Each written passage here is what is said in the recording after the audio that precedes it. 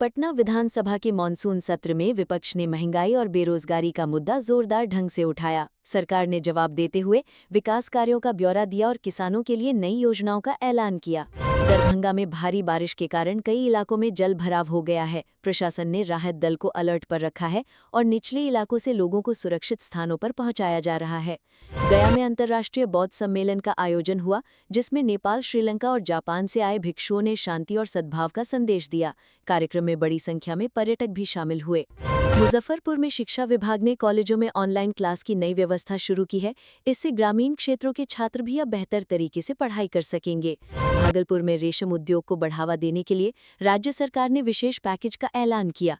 इससे लाखों बुनकर परिवारों को फायदा मिलने की उम्मीद है। नालंदा जिले में किसानों को धान की फसल में इस बार अच्छी पैदावार की उम्मीद है। कृषि वैज्ञानिकों ने खेतों का दौरा कर किसानों को आधुनिक तकनीक अपनाने की सलाह दी। सिवान पुलिस ने अवैध शराब कारोबार के खिलाफ बड़ी कार्रवाई की। कई ठिकानों पर छापेमारी कर भारी मात्रा में शराब और उपकरण जब्त किए गए। पूर्णिया मंडी में आज सब्जियों की कीमत स्थिर रही। आलू 25 रुपए किलो और टमाटर 50 रुपए किलो बिके, जिससे उपभोक्ताओं को राहत मिली। कटिहार में व्यापार मेले का आयोजन हुआ, जहां स्थानीय किसानों और उद्यमियों ने अपने उत्पाद प्रदर्शित किए। मेले में बड़ी संख्या में लोग खरीदारी करने पहुंचे।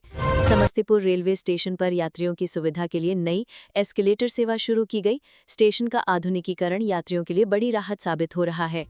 बेगूसराय में पेट्रोल डीजल के दामों में मामूली कमी आई है। इससे आम लोगों और परिवहन कारोबारियों को थोड़ी राहत मिली है। मधुबनी में मिथिला पेंटिंग कलाकारों को अंतर्राष्ट्रीय स्तर पर सम्मान मिला। इससे इस पारंपरिक कला के संरक्षण और प्रसार को बढ़ावा मिलेगा। खगड़िया जिले में गंडक नदी का जलस्तर बढ़ने से बाढ़ का खतरा मंडराने लगा है। प्रशासन ने निचले इलाकों में रह रहे लोगों को अलर्ट रहने की सलाह दी है। लखीसराय में शिक्षा विभाग ने छात्रवृत्ति योजना की नई सूची जारी की। हजारों छात्र छात्राओं को सीधा बैंक खाते में लाभ मिलेगा। शेखपुरा जिला अस्पताल में नई एक्सरे मशीन लगाई गई। मरीजों को अब बेहतर स्वास्थ्य सेवाएं उपलब्ध होंगी और जांच में समय भी कम लगेगा। किशनगंज में बांग्लादेश सीमा पर बीएसएफ ने चौकसी बढ़ा दी है। सीमा पर संदिग्ध गतिविधियों पर कड़ी नजर रखी जा रही है। सीतामढ़ी में नेपाल सीमा से तस्करी करते हुए 2 लोगों को गिरफ्तार किया गया। उनके पास से भारी मात्रा में विदेशी सामान बरामद हुआ। सुपौल में किसानों ने परवल और करेला की खेती से अच्छी कमाई की। राज्य सरकार ने किसानों की मेहनत को देखते हुए सब्सिडी देने का ऐलान किया। मोतिहारी के गांधी संग्रहालय में आज विशेष प्रदर्शनी आयोजित की गई। यहां बड़ी संख्या में छात्र और शोधकर्ता पहुंचे और गांधी जी के जीवन पर जानकारी ली। सासाराम में ऐतिहासिक मकबरों के लिए डिजिटल गाइड सर्विस शुरू की गई। अब पर्यटक मोबाइल ऐप से पूरे स्थल की जानकारी ले पाएंगे। अररिया में लगातार बारिश से सड़कें जर्जर हो गई। स्थानीय लोग प्रशासन से तुरंत मरम्मत की मांग कर रहे हैं। अरवल में गरीब परिवारों के बीच मुफ्त राशन का वितरण किया गया। इस योजना से हजारों लोगों को राहत मिली। बक्सर में नवरात्र की तैयारियां जोरों पर हैं। मंदिरों में सजावट का काम शुरू हो गया है और सुरक्षा व्यवस्था भी कड़ी की जा रही है। जहानाबाद में युवाओं के लिए रोजगार मेला आयोजित हुआ। दर्जनों कंपनियों ने हिस्सा लिया और मौके पर ही इंटरव्यू लिए गए। कैमूर जिले में पर्यटन विभाग ने पहाड़ी क्षेत्रों में नए ट्रैकिंग रूट खोले। इससे यहां पर्यटन को बढ़ावा मिलने की उम्मीद है। पटना में आईटी सेक्टर की एक बड़ी कंपनी ने नया ऑफिस खोलने की घोषणा की। इससे सैकड़ों युवाओं को रोजगार मिलेगा। दरभंगा एयरपोर्ट से आज से बेंगलुरु के लिए सीधी फ्लाइट सेवा शुरू हुई। यात्रियों ने इस सुविधा का स्वागत किया। गया शहर में स्मार्ट ट्रैफिक सिग्नल लगाए गए हैं। इससे जाम की समस्या पर काफी हद तक नियंत्रण मिलने लगा है। मुजफ्फरपुर में हेल्थ कैंप का आयोजन हुआ। सैकड़ों मरीजों ने मुफ्त जांच और दवाओं का लाभ उठाया। भागलपुर में गंगा घाटों की सफाई के लिए विशेष अभियान चलाया गया। स्थानीय युवाओं ने भी इसमें बढ़ चढ़कर हिस्सा लिया। नालंदा विश्वविद्यालय में अंतर्राष्ट्रीय शोध सम्मेलन का आयोजन हुआ। इसमें कई देशों से प्रोफेसर और छात्र शामिल हुए। सिवान में सड़क दुर्घटना में 3 लोग घायल हो गए। सभी घायलों को अस्पताल में भर्ती कराया गया। पूर्णिया में बच्चों के लिए साइंस फेयर आयोजित किया गया।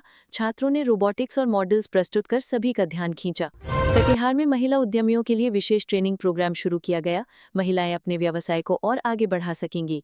समस्तीपुर में रेलवे ने नई ट्रेन सेवा की घोषणा की है। ये ट्रेन उत्तर बिहार और झारखंड के बीच चलेगी। बेगूसराय में बाढ़ प्रभावित परिवारों को राहत सामग्री बांटी गई। प्रशासन ने सुनिश्चित किया कि कोई परिवार भूखा न रहे।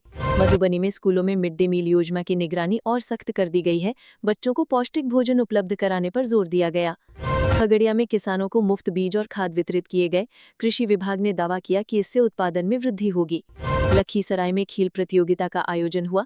इसमें बच्चों ने कबड्डी, फुटबॉल और एथलेटिक्स में दमखम दिखाया। शेखपुरा में साइबर ठगी गिरोह का भंडाफोड़ हुआ। पुलिस ने आरोपियों से लाखों रुपए की वसूली का खुलासा किया। किशनगंज में चाय बागानों में श्रमिकों के लिए स्वास्थ्य जांच शिविर आयोजित किया गया। मजदूरों ने मुफ्त सुविधा का लाभ उठाया।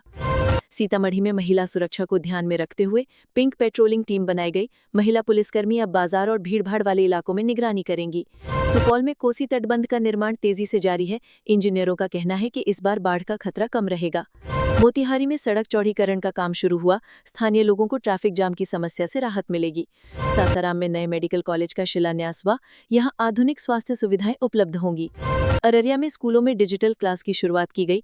बच्चों को अब स्मार्ट बोर्ड और प्रोजेक्टर से पढ़ाई कराई जाएगी। अरवल में महिला स्व सहायता समूहों को बैंकों से ऋण सहायता दी गई। इससे महिलाएं छोटे व्यवसाय शुरू कर पाएंगी। बक्सर में नए थाना भवन का उद्घाटन किया गया। बेहतर पुलिसिंग और आधुनिक सुविधा से अपराध नियंत्रण की उम्मीद है। जहानाबाद में हरियाली मिशन के तहत हजारों पौधे लगाए गए।